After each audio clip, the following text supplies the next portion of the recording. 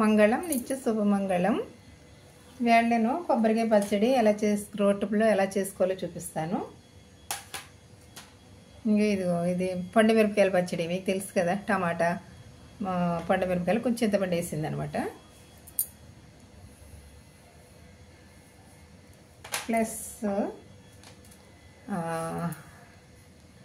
మినపప్పు, శనగపప్పు పొడి, ప్లస్ జీలకర్ర పొడి, కొంచెం పసుపు వేసుకోవాలి, కొద్దిగా నువ్వు పొడి కూడా వేసుకోండి, వెల్లుల్లిపాయలు కూడా వేసుకోండి. వేసుకుని కొంచెం దంచుకోవాలన్నమాట. ఇవి కలిసిలాగా దంచుకోవాలి. కొంచెం ఎంత ఒక్క నిమిషం కూడా కాదు, సెకండ్. ఇదిగో కొబ్బరి కూర వేసేసాను. ఇదిగో నేను కొబ్బరి కూర 2 కాయలు కోరేసి అది మిక్సీలో పెట్టేసాను. ఫీల్ తీసేసి మిక్సీలో పెట్టేసి ఒక డబ్బాలో పెట్టుకుని ఫ్రిడ్జ్లో పెట్టుకుంటాను. ఒక 2-3 రోజులు 4 రోజులు వాడతాను అంతే. అంతకు మిక్కిలి 6 రోజుల వరకు ఉంటుంది. కానీ 2 రోజులు అయిపోద్ది, నేను వాడేస్తాను కాబట్టి అయిపోద్ది. ఇలా దంచుకోవడమే.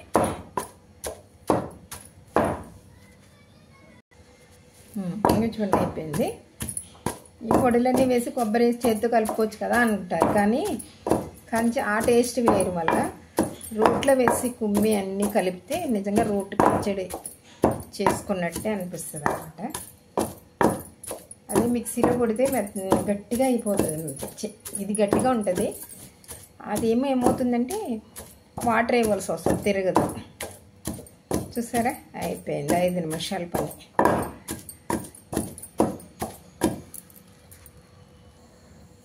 పోపు వేసుకోవచ్చు, లేదు అనుకుంటే నేను కొంచెం ఏం చేస్తానంటే పప్పు నూనె ఇందులోనే కొంచెం వేసేసి ఒక్కసారి దంచుతాను అనమాట.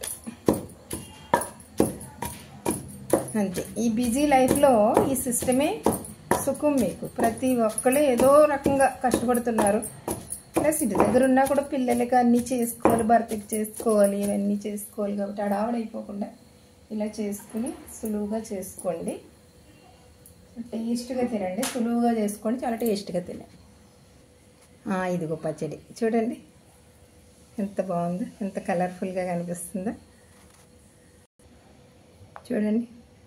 కొబ్బరి రోటి పచ్చడి, అన్ని పొడులు రెడీగా ఉన్నాయి. 5 నిమిషాలు అయిపోయింది పచ్చడి. ఇప్పుడు పండుమిరపకాయల పచ్చడి, అది కూడా పండుమిరపకాయలు, జస్ట్ ఏంటి టమాటాలు, చింతపండు, అంతే కదా.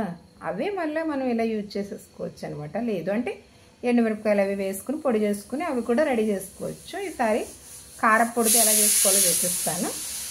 చూడండి, ఈ పచ్చడి అన్నంలో వేసుకుని వేడివేడి అన్నంలో వేసుకుని తింటే చాలా బాగుంటుంది, చాలా బాగుంటుంది. మరి ఓకేనా? మంగళం నిత్య శుభమంగళం.